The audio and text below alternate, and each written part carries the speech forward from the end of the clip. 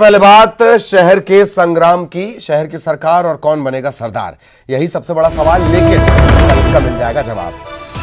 कल निकाय के नतीजे आने शुरू हो जाएंगे। कल 11 निकायों के नतीजे आएंगे। इसके अलावा नगर पालिका, नगर परिषद वो भी हैं, लेकिन महत्वपूर्ण जिस पर नजर लगातार बनी रहेगी, शहर की सरकार और कौन बनेगा सरदार। काउंटिंग की तैयारियां लगभग पूरी, सुरक्षा के पुख्ता इंतजाम का दावा किया गया है।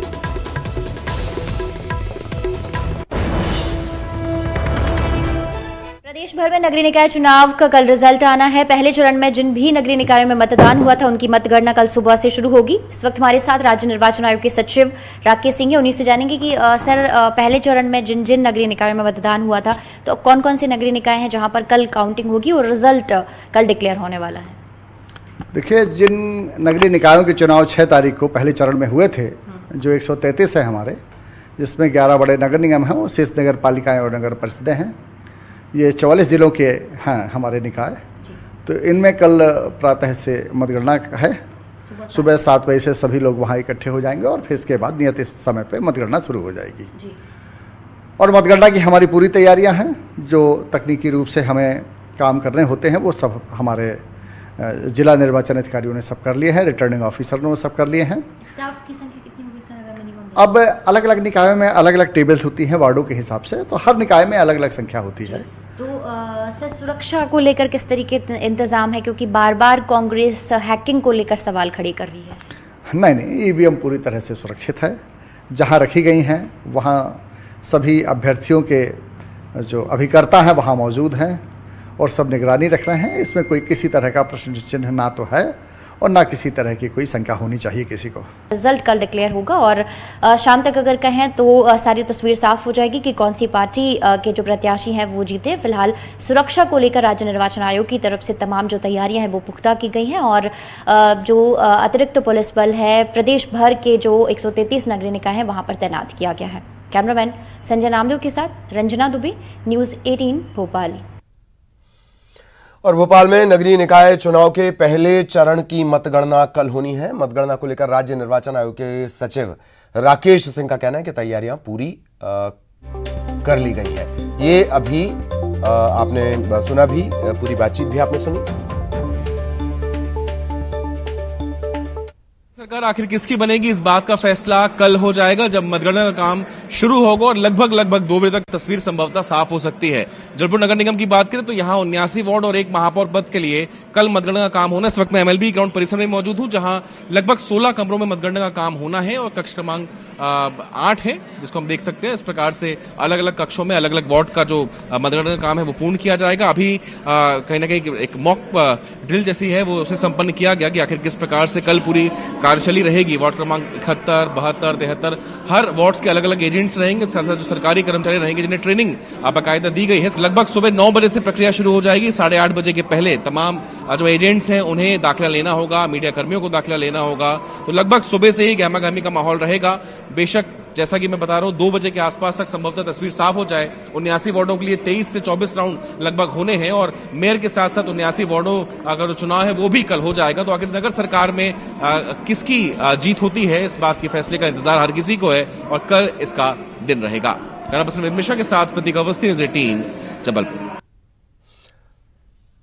तो जबलपुर में किस तरह की तैयारियां है वो भी आपने देखी और भोपाल से भी आपने सुना कि तैयारियां पूरी करने का दावा आयोग की तरफ से किया गया है। राज्य निर्वाचन आयोग के सचिव राकेश सिंह से रंजना ने चर्चा की। इसके बाद जबलपुर में किस तरह की तैयारियां हैं, प्रतीक ने उसके बारे में विस्तार से जानकारी दी। तो तमाम जगहों पर तैयारियां पूरी कर ली गई हैं। शहर की सरकार, कौन बनेगा सरदार,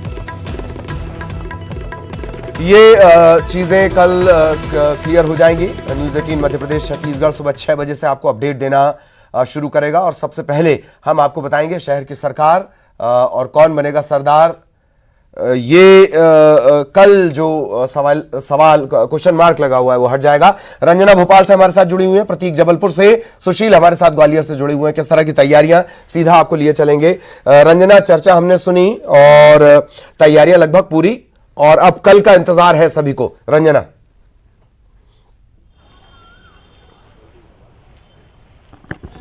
जी ललित, बिल्कुल कल का इंतजार है, क्योंकि सभी की जो प्रत्याशियों की जो किस्मत है वो ईवीएम में कैद हो गई है और किस्मत का जो फैसला है कल होने वाला है कि कौन सा प्रत्याशी जीता है और कौन से प्रत्याशी को जो है मात मिली है। और इस वक्त हम पुरानी जेल के बाहर है जहां पर मतगणना होगी और फिलहाल यहाँ पर जो स्ट्रांग रूम है वो बनाया गया था जिसमें ईवीएम जो रखी गई है। और तस्वीरों में आप देखेंगे ललित कि ये पुरानी जेल है जहां पर अधिकारी अभी यहाँ पर मौजूद हैं और तैयारियों को लेकर जो जायजा है वो अधिकारी ले रहे हैं। और यहाँ पर इस बार थोड़ी सी व्यवस्थाओं में बदलाव किया गया है ललित, क्योंकि इस बार जो एक अलग से जो मीडिया सेंटर है वो तैयार किया गया है जहाँ पर तमाम जो पत्रकार हैं सिर्फ यहीं तक इनकी एंट्री रहेगी और यहीं तक जो मोबाइल फोन है वो ले जा सकेंगे और इसके बाद मोबाइल फोन पूरी तरह से प्रतिबंधित रहेगा। और सुरक्षा की अगर बात करी जाए ललित, तो सुरक्षा को लेकर यहाँ पर चाक चौबंद इंतजाम किए गए हैं। 3 लेयर में जो सुरक्षा व्यवस्था है वो तैयार की गई है, जिसमें पहले चरण में जो पहले बैरिकेड लगाए गए हैं, फिर दूसरा बैरिकेड लगाए गए, फिर तीसरी जो बैरिकेड आप देखेंगे पुरानी जेल का जो गेट है उसके बाहर लगाया गया है, जिसमें आप देखेंगे कि यहाँ पर जो सीसीटीवी कैमरे की निगरानी का क्षेत्र है वो बोर्ड लगाया गया है और मोबाइल अंदर ले जाना यहाँ से पूरी तरह से जो प्रतिबंधित है वो रहेगा। आपको बता दें कि 85 वार्डों की जो मतगणना है वो कल होनी है, जिसके लिए 133 जो टेबल है वो तैयार किए गए और हर टेबल पर 3 जो कर्मचारी हैं उनकी ड्यूटी लगाई है जो कि काउंटिंग करेंगे। और इसी तरह से जो सुरक्षा व्यवस्था है वो यहाँ पर आप देखेंगे और कल सुबह 9 बजे से काउंटिंग शुरू होगी और उसके बाद ही धीरे धीरे जब रुझान आने शुरू हो जाएंगे तो ये पता चल सकेगा कि आखिर कौन सा प्रत्याशी है जिसने बाजी मारी है। और खास करके राजधानी भोपाल की अगर बात करें तो कौन सा जो महापौर पद की प्रत्याशी है वो जीती है, चाहे कांग्रेस की बात करें या बीजेपी की बात करें। और ललित, राज्य निर्वाचन आयोग के जो सचिव हैं उनको आपने सुना, उन्होंने कहा है कि ईवीएम को लेकर किसी भी तरह से हैकिंग को लेकर जो पार्टियां शंका ना करें, क्योंकि पूरी तरह से चाक चौबंद व्यवस्थाएं यहाँ पर की गई हैं। सुरक्षा को लेकर कोई भी संदेह कोई भी पार्टी और कोई भी प्रत्याशी ना करें। ललित, बिल्कुल बिल्कुल। तो रंजना जैसे बता रही है कल 9 बजे से ये सिलसिला शुरू हो जाएगा और 12 बजे तक ये भी साफ हो जाएगा कि किसके 12 बजे हैं और किसे मौका मिला है। प्रतीक के पास आपको लिए चलेंगे। प्रतीक, जिस तरीके के नतीजे ओवरऑल की अगर बात कर ली जाए तो जिस तरह के नतीजे आए हैं, एक दल उत्साह में होगा और दूसरा दल उधेड़-बुन में होगा। इन सब के बीच कल जो रस्साकशी रहेगी वो बहुत दिलचस्प रहेगी निकाय को लेकर। प्रतीक। बिल्कुल बिल्कुल रित, बेहद दिलचस्प रहेगी। कम से कम जलपुर के लिहाज से तो मैं ये कह सकता हूं, क्योंकि बेहद हॉट सीट है। एक और है कहीं ना कहीं सीएम के उम्मीदवार, दूसरी तरफ है जमीनी कार्यकर्ता। जीत किसकी होगी, जो कि बीजेपी ने कहा कि उनका संगठन चुनाव लड़ता है, वहीं दूसरी ओर कांग्रेस की तरफ से जगत बहादुर सिंह अन्नू चुनावी मैदान में थे, जिनकी जमीनी पकड़ बेहद मजबूत है। तो बेहद कड़ी टक्कर है, हम इस लिहाज से कह सकते हैं। बेशक कई एग्जिट पोल्स भी सामने आ चुके हैं और सोशल मीडिया पर आखिर कौन जीतेगा इसकी शुरुआत भी हो ही चुकी है, लेकिन हमें कल तक का इंतजार है। 9 बजे से मतगणना का काम शुरू होगा। 8:30 के पहले मतगणना स्थल पर सभी को प्रवेश करना अनिवार्य होगा। किस तरीके से कल मतगणना होनी है इसकी ट्रेनिंग अभी दे दी गई, मॉकड्रिल भी कर दिया गया। किस लिहाज से कर्मचारी काम करेंगे, क्या एंट्री रहेगी, किस प्रकार की सुरक्षा व्यवस्था रहेगी। शहर के 79 वार्ड है और महापौर यानी कहीं ना कहीं सीधी टक्कर बीजेपी और कांग्रेस के बीच है। लेकिन इस बीच एक महत्वपूर्ण बात यह भी है ललित कि एआईएमआईएम की एंट्री भी संभवतः हो सकती है, जो कि जो 6 वार्ड में प्रत्याशी उतरे हैं वहां उनकी भी बेहद मजबूत पकड़ है। तो क्या एआईएमआईएम की कल कहीं ना कहीं खाता खुलता है मध्य प्रदेश में, इसकी भी तस्वीर कहीं जो है साफ हो सकती है। और बेशक तैयारियां जोरों पर हैं। कड़ी मेहनत जो थी कार्यकर्ताओं ने यहां पर की थी, अब कल का इंतजार है। बिल्कुल बिल्कुल। और जबलपुर इस वजह से भी बेहद महत्वपूर्ण हो जाता है क्योंकि जबलपुर के अगर महापौर सिस्टम के इतिहास को आप देखेंगे तो अंग्रेजों के समय तक आपको ले जा लेगा और जबलपुर यूं ही राजधानी बनने के लिए दावे नहीं कर रहा था आजादी के बाद। बहरहाल सुशील हमारे साथ बने हुए। सुशील, सबसे बड़ी चुनौती तो ये कि ग्वालियर चंबल अंचल में बिना किसी अप्रिय स्थिति का जिक्र किए अगर सब कुछ हो जाए तो सोने पर सुहागा। कितनी तैयारी सुशील? देखिए, मतगणना को लेकर क्योंकि ग्वालियर की अगर बात करें तो ग्वालियर के साइंस कॉलेज के स्ट्रांग रूम में जो मेरे पीछे है, यहाँ मेयर पद के साथ ही 66 वार्डों के पार्षदों के मतों की गिनती होगी और सुबह से ही जब ये सिलसिला शुरू होगा तो दोपहर 2 बजे के आसपास तक उम्मीद है कि बेहतर नतीजे सामने आने की उम्मीद है।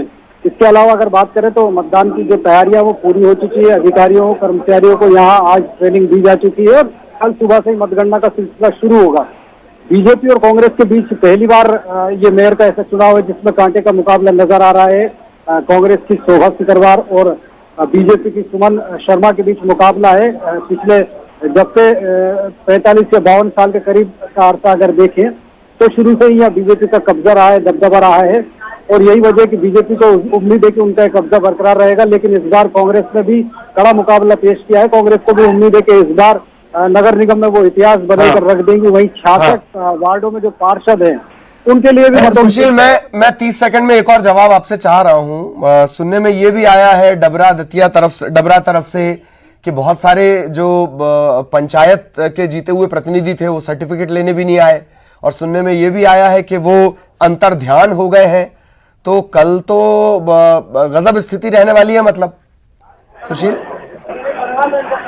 बिल्कुल, देखिए अगर पंचायत चुनाव की बात करें तो कल जिला पंचायत सदस्यों के जो जीत के सर्टिफिकेट थे वो वितरित किए गए थे। जो मुख्य दावेदार मानी जा रही थी भारतीय जनता पार्टी के अध्यक्ष पद के लिए, वो दो जो दावेदार थी वो अपना सर्टिफिकेट लेने के लिए नहीं आई थी। हालांकि एक दावेदार जरूर आई थी। जो 13 सीटें हैं यहाँ जिला पंचायत सदस्य की, उनमें 7 में बीजेपी ने जीत दर्ज की है।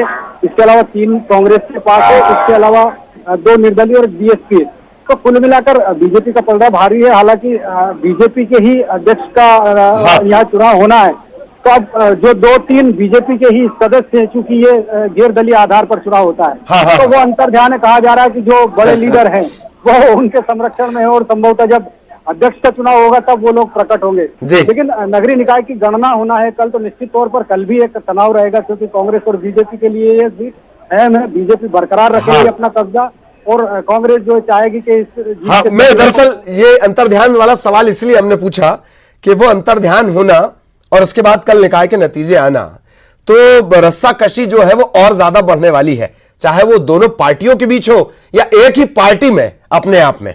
बहुत बहुत शुक्रिया आप तीनों का इन तमाम तैयारियों को हमारे दर्शकों के साथ साझा करने के लिए। हमारे तीनों सहयोगी हमारे साथ जुड़े हुए थे, लगातार नजर बनी रहेगी। इधर बीजेपी प्रदेश अध्यक्ष वीडी शर्मा ने निकाय के नतीजों से पहले प्रेस कॉन्फ्रेंस में साफ कर दिया कि बीजेपी प्रचंड बहुमत से जीत दर्ज करने जा रही है। औपचारिक ऐलान बाकी है। उन्होंने ये भी कहा कि इससे पहले 52 जिलों में जिला पंचायतों में बीजेपी ने 44 जिलों में प्रचंड जीत, हाँ वो 44 जिलों में जीत को भी प्रचंड बता रहे हैं, और उन्होंने कहा है कि अपनी मजबूती हमने साबित कर दी।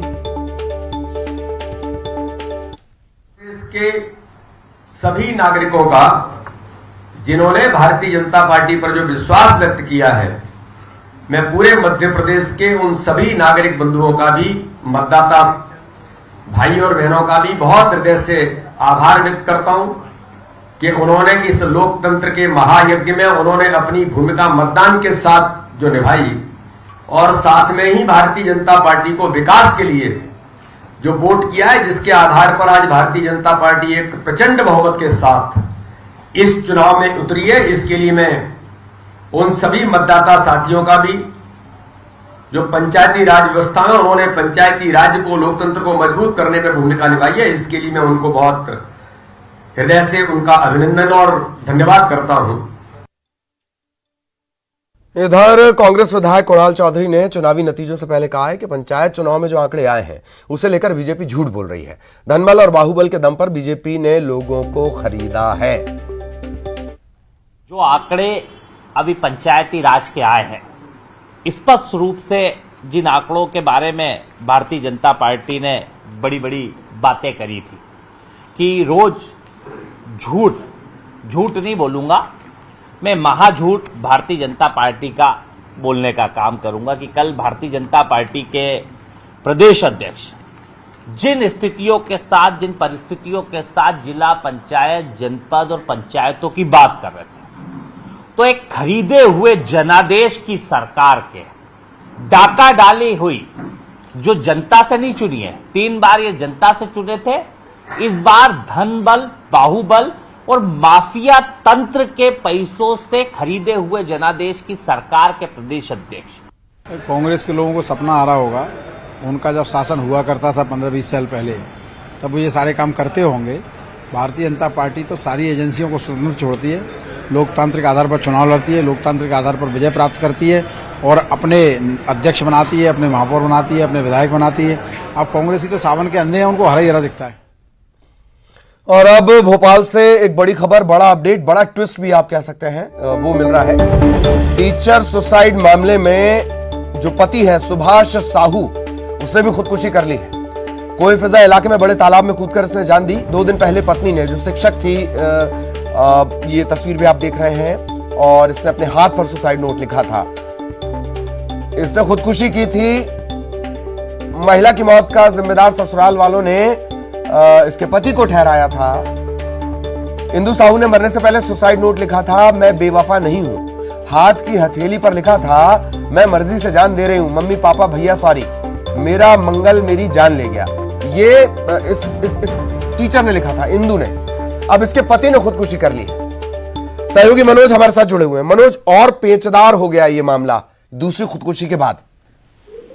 जी बिल्कुल, क्योंकि इंदु साहू के जो परिवार थे, उन्होंने साफ तौर से आरोप लगाया था कि सुभाष साहू ने जो है वो हत्या उनकी बेटी की और यही कारण था कि लगातार इसके अलावा भी कई पारिवारिक कारणों के आरोप भी उन पर लग रहे थे। अवैध संबंध जैसे गंभीर आरोप भी सुभाष साहू पे लगे। तो यही कारण था कि लगातार पुलिस जो है, जो ससुराल पक्ष के जो लोग थे, उनके बयान के आधार पे अपनी जांच को आगे बढ़ाने का काम कर रही थी। हालांकि जो सुसाइड नोट मिला था उसमें साफ तौर से जो लिखा था इंदु साहू ने, उसमें अपनी मर्जी से जान देने की बात लिखी थी। लेकिन क्योंकि तमाम आरोप भी लगे थे, ऐसे में पुलिस की जांच हर दिशा में चल रही थी। लेकिन अब जब इस पूरे मामले में जो पति जिस पर आरोप लग रहे थे, उसी ने खुदकुशी जो है बड़े तालाब में कूदकर अपनी जान दे दी। लेकिन अभी क्योंकि मामला 2 मौत का हो चुका है, यही कारण है कि अब पुलिस तमाम दूसरे एंगलों पे भी जो अपनी आगे की जांच जो है बढ़ाने का काम करेगी। बिल्कुल बिल्कुल, बहुत बहुत शुक्रिया आपका मनोज इस तमाम जानकारी के लिए। इधर मध्य प्रदेश में लगातार मानसून मेहरबान है। प्रमुख नदियों और बांधों के जल स्तर में लगातार इजाफा हो रहा है, बढ़ोतरी हो रही है। आज भी प्रदेश के कई जिलों में भारी बारिश का अलर्ट है। शहडोल संभाग के साथ साथ सिवनी, मंडला, बालाघाट, कटनी, सागर, दमोह, रायसेन, विदिशा, गुना, अशोकनगर, यहाँ पर जमकर बादल बरस सकते हैं। गरज चमक के साथ इन इलाकों में बिजली गिरने की भी चेतावनी जारी की गई है। इसके अलावा सागर, रीवा, शहडोल, जबलपुर संभाग गरज चमक के साथ बारिश। इंदौर, उज्जैन, नर्मदापुरम, भोपाल, ग्वालियर, चंबल संभाग अच्छी बारिश की यहां पर भी मौसम विभाग ने यह दावा किया है। खबर श्योपुर के खातोली से। पार्वती नदी में बना पुल डूब गया, बावजूद इसके लोग जान की परवाह किए बगैर पुल को पार कर रहे हैं। यात्री बस तक को पार करवाया जा रहा है। कभी भी बड़ा हादसा हो सकता है। भारी बारिश और पुल के जलमग्न होने पर श्योपुर जिले का सड़क संपर्क राजस्थान से टूट गया है।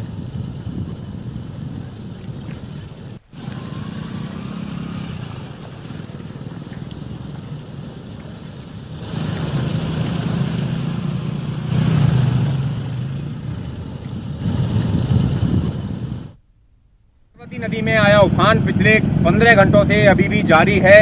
आप तस्वीरों में देख सकते हैं हमारे पीछे किस तरह से नदी में उफान आ रहा है। फिर भी देखिए जो बाइक सवार हैं अभी भी लापरवाह बने हुए हैं। यात्रियों को लेकर के इस पानी में डूबे हुए पुल से निकाला जा रहा है। यात्री वाहन भी यहाँ से निकल रहे हैं।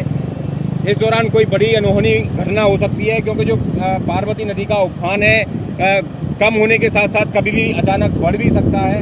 इन हालात में इस लंबे पुल पर अनहोनी घटना ना हो, इसके लिए प्रशासन और पुलिस को पर्याप्त इंतजाम किए जाने चाहिए थे, लेकिन इस तरह के कोई इंतजाम यहाँ पर देखने को नहीं मिल रहे हैं। इस वजह से जो लोग हैं लापरवाही बरत करके लगातार इस पानी में डूबे हुए पुल को पार कर रहे हैं।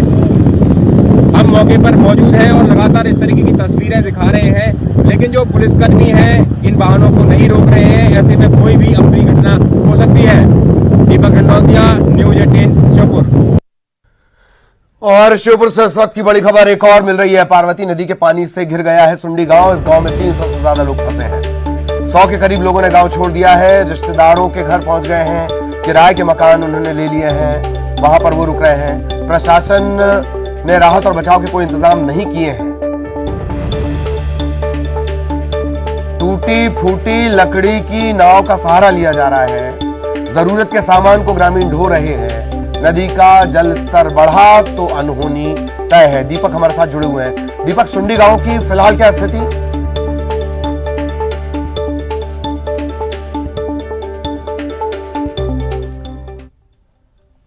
दीपक, आप तक मेरी आवाज पहुंच रही हो तो सुंडी गांव की फिलहाल क्या स्थिति है, पार्वती नदी के जलस्तर के बारे में भी जानकारी दें। जी बिल्कुल ललित, आपकी आवाज मुझे मिल रही है और हम सुंडी गांव के पास में ही मौजूद हैं, जो पार्वती नदी के किनारे पे हम लोग खड़े हैं। हमारे साथ में इस बार कुछ ग्रामीण भी हैं और वो बता रहे हैं कि उनके गांव में करीब 300 से ज्यादा लोग फंसे हुए हैं, जिनमें बुजुर्ग, महिला और बच्चे भी शामिल हैं। हैरत की बात यह है कि हर बार यहाँ पर बारिश से पहले कलेक्टर और प्रशासन के अधिकारी पहुंचते थे और ग्रामीणों का हाल जानते थे। जो ग्रामीण गांव से बाहर निकलकर दूसरी जगह पर शिफ्ट होना चाहते थे, उन्हें शिफ्ट किया जाता था। लेकिन इस बार इस तरह के कोई इंतजाम नहीं है, बीमारों को दवा तक नहीं पहुंचाई गई है, ना ही राहत और बचाव के कोई कार्य अभी तक किए गए हैं। दलित हैरान कर देने वाली बात है, क्योंकि गांव में 300 से ज्यादा लोग फंसे हुए हैं। मौके पर एक बोर्ड तक नहीं है। प्रशासन को जिन लोगों को निकलने की तत्काल जरूरत थी, जो बीमार हैं, बुजुर्ग हैं, वो बाहर आना चाहते हैं, उन्हें निकालना चाहिए था, लेकिन इस तरह के कोई इंतजाम नहीं किए हैं। और प्रशासन के जो अधिकारी हैं, ये इस तरह की लापरवाही नहीं करनी चाहिए, क्योंकि गांव में 300 जिंदगियां हैं। जी जी जी, बहुत बहुत शुक्रिया दीपक। लगातार नजरें बनाए रखें और सतर्कता और सावधानी बरतते हुए हमारे दर्शकों तक तमाम खबरें पहुंचाएं। और अब टॉप 20।